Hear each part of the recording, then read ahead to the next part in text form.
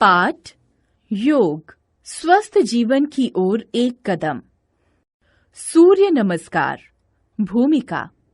सूर्य पूरी पृथ्वी के लिए ऊर्जा का महत्वपूर्ण स्रोत है। सूर्य नमस्कार के 12 आसनों का लयबद्ध क्रम में अभ्यास करने से शरीर और मन में एक परिवर्तनकारी शक्ति पैदा होती है, जिससे एक पूर्ण और अधिक गतिशील जीवन का निर्माण होता है। सूर्य नमस्कार के लिए सबसे अच्छा समय सूर्योदय का समय है। अवधि: सूर्य नमस्कार के 12 चरणों का अभ्यास 2 बार पूरा होने पर एक चक्र पूरा होता है। 1 से 12 चरण तक आधा चक्र माना जाता है। अभ्यास आरंभ करने वाले को 2 चक्रों से शुरू करना चाहिए और कुछ सप्ताहों के बाद एक एक चक्र बढ़ाते जाना चाहिए, जिससे थकान न हो। सावधानियां: सूर्य नमस्कार के आसनों को किसी योग शिक्षक अथवा बड़ों की निगरानी में ही करना चाहिए। ज्वर, अधिक सूजन, फोड़ा अथवा लाल चकत्ते हो जाने पर सूर्य नमस्कार का अभ्यास तुरंत बंद कर देना चाहिए। सूर्य नमस्कार उन लोगों को नहीं करना चाहिए जिन्हें उच्च रक्तचाप या हृदय जन्य रोग हो, क्योंकि कमजोर हृदय या रुधिर वाहिका या आंत्र यक्ष्मा के रोगियों के लिए भी यह अभ्यास सही नहीं है। पीठ की समस्या वालों को यह अभ्यास करने से पहले डॉक्टर से परामर्श ले लेना चाहिए। प्रथम चरण: सावधान की मुद्रा में सूर्य की ओर मुंह करके खड़े हो जाएं। आंखें बंद कर लें। पंजों को एक साथ कर लें। कोहनियां मोड़ते हुए हाथों को सामने लाकर नमस्कार की मुद्रा में जोड़ लें। मानसिक रूप से सूर्य को नमन करें। पूरे शरीर को शिथिल करें। श्वसन सामान्य रखें। सजगता पेट और गले के बीच रखें। लाभ: यह स्थिति अन्य अभ्यासों के लिए शांत और एकाग्र मानसिक अवस्था लाती है। दूसरा चरण: दोनों हाथों को ऊपर उठाएं। उनमें खिंचाव पैदा करते हुए पीछे की ओर ले जाएं। दोनों हाथों के बीच कंधों की चौड़ाई के बराबर दूरी रखें। सिर तथा भुजाओं और धड़ के ऊपरी भाग को थोड़ा सा पीछे झुकाएं। श्वसन: हाथों को उठाते समय सांस लें। सजगता पेट के खिंचाव और फेफड़ों के विस्तार पर। लाभ: यह आसन पाचन में सुधार लाता है, मेरुदंड की तंत्रिकाओं को शक्ति देता है, फेफड़ों को फैलाता है तथा बढ़े वजन को कम करता है। तीसरा चरण: सामने की ओर झुकें और तब तक झुकते रहें जब तक कि उंगलियां और हथेलियां पंजों के पास जमीन को स्पर्श न करने लगें। मस्तक को घुटनों से स्पर्श न करने लगें। मस्तक को घुटनों से सीधा रखें। श्वसन: सामने की ओर झुकते समय श्वास छोड़ें। सजगता कमर पर। लाभ: यह पेट एवं आमाशय के रोगों में लाभकारी है। इससे मेरुदंड में लचीलापन आता है, पाचन में सुधार होता है, कब्ज दूर होती है। सावधानी: जिन्हें पीठ दर्द की समस्या हो वे पूरा न झुकें, उतना ही झुकें जितना आराम से झुक सकें। चौथा चरण: हथेलियों को पंजों के बगल में जमीन पर सीधा रखें तथा दाहिने पैर को जितना हो सके पीछे की ओर ले जाएं। बाएं पंजे को जमीन पर टिका कर रखें और घुटने को मोड़ें। भुजाओं को सीधा रखें। आखिर में शरीर का भार दोनों हाथों, बाएं पैर, दाहिने घुटने और दाहिने पैर की उंगलियों पर होना चाहिए। अब सिर को पीछे की ओर झुकाकर पीठ को धनुषाकार बनाएं। आंतरिक दृष्टि को भ्रूमध्य पर केंद्रित रखें। श्वसन: दाहिने पैर को पीछे ले जाते समय श्वास लें।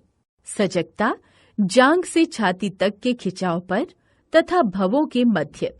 लाभ: इससे आमाशय की क्षमता बढ़ती है, पैरों की पेशियां सुदृढ़ बनती हैं तथा तंत्रिका तंत्र संतुलित होता है। 5वां चरण, बाएं पंजे को पीछे ले जाकर दाहिने पंजे के बगल में रखें और नितंबों को उठाएं व सिर को भुजाओं के बीच ले आएं, जिससे पीठ और पैर एक त्रिभुज की 2 भुजाओं के समान लगे। आखिर में भुजाएं सीधी रहें। एड़ियों को जमीन पर तथा सिर को घुटनों की तरफ लाने का प्रयास करें, परंतु अधिक जोर न लगाएं। श्वसन, बाएं पैर को पीछे ले जाते समय श्वास छोड़ें। सजगता, गले के आसपास। लाभ, यह आसन पैरों और भुजाओं की पेशियों को शक्ति प्रदान करता है। मेरुदंड को भी पुष्ट करता है। मेरुदंड के ऊपरी भाग में रक्त संचार बढ़ाता है। 6ठा चरण, घुटनों, वक्ष और ठुड्डी को नीचे लाकर जमीन का स्पर्श कराएं। अंतिम स्थिति में केवल पैरों की उंगलियां, घुटने, वक्ष, हाथ और ठुड्डी जमीन का स्पर्श करेंगे। पेट का हिस्सा जमीन से थोड़ा ऊपर उठा रहे। श्वसन, इसमें श्वास को बाहर ही रोके रखें, श्वास न करें। सजगता, पेट पर। लाभ, यह आसन पैरों और भुजाओं की पेशियों को मजबूत बनाता है। 7वां चरण, नितंबों और श्रोणी प्रदेश को नीचे लाकर जमीन का स्पर्श कराएं। कोहनियों को सीधा करते हुए पीठ को धनुषाकार बनाएं। वक्ष को सर्प की मुद्रा में आगे की ओर ले आएं। सिर को पीछे की ओर झुकाकर दृष्टि भवों के मध्य स्थित करें। दोनों हाथों के सहारे धड़ को ऊपर उठाए रखें। श्वसन, धड़ को उठाते समय और पीठ को धनुषाकार बनाते समय सांस लें। सजगता, मेरुदंड के शिथिलीकरण पर। लाभ, यह आसन यकृत, गुर्दे तथा एड्रिनल ग्रंथियों के लिए लाभदायक है। कब्ज दूर करके पाचन क्रिया को सुधारता है। यह पीठ के रक्त संचार को सुधारता है तथा मेरुदंड को लचीला बनाता है। 8वां चरण, नितंबों को ऊपर उठाएं और एड़ियों को जमीन पर ले आएं। सिर को भुजाओं के बीच ले आएं, जिससे पीठ और पैर एक त्रिभुज की 2 भुजाओं के समान दिखाई दें। श्वसन, नितंबों को उठाते समय श्वास छोड़ें। सजगता, कमर के शिथिलीकरण पर अथवा गले पर। लाभ, मेरुदंड को लचीला बनाता है, गुर्दे व यकृत को शक्ति देता है। 9वां चरण, हथेलियों को जमीन पर सपाट रखें। बाएं पैर को मोड़ें और बाएं पंजे को आगे लाकर दोनों हाथों के बीच रखें। दाएं घुटने को नीचे लाकर जमीन का स्पर्श करवाएं। श्रोणी को आगे की ओर बढ़ाएं। सिर को पीछे की ओर झुकाएं। पीठ को धनुषाकार बनाएं और दृष्टि को भवों के मध्य केंद्रित करें। श्वसन, इस आसन में आते समय श्वास लें। सजगता, भवों के मध्य। लाभ, यह आसन आमाशय की कार्य क्षमता बढ़ाता है। पैरों की पेशियों को मजबूत बनाता है। तंत्रिका तंत्र को संतुलित करता है। 10वां चरण, इस चरण में तीसरे चरण की पुनरावृत्ति है। दाएं पंजे को आगे बाएं पंजे की बगल में लाएं। दोनों घुटनों को सीधा करें। ललाट को घुटनों से स्पर्श कराने का प्रयास करें, पर अधिक जोर न लगाएं।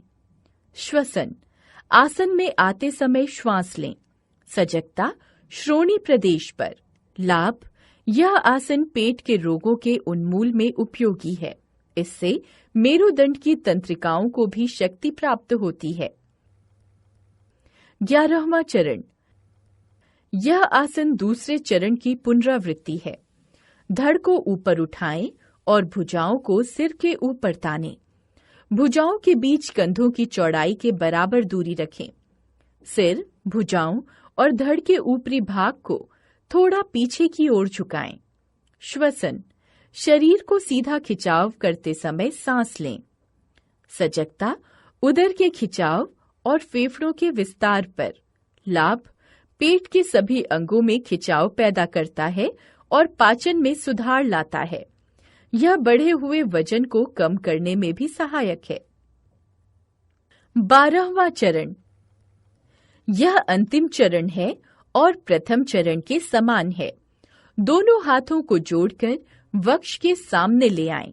श्वसन अंतिम स्थिति में आते समय श्वास छोड़ें। सजगता हृदय प्रदेश पर। लाभ शांत और एकाग्र मानसिक अवस्था की प्राप्ति। साधारण लाभ बढ़ते बच्चों के विकास क्रम को संतुलित करता है। इससे मस्तिष्क को ताजा ऑक्सीजन युक्त रुधिर प्राप्त होता है। सजगता और एकाग्रता में वृद्धि होती है। शरीर स्वस्थ एवं सुदृढ़ बनता है।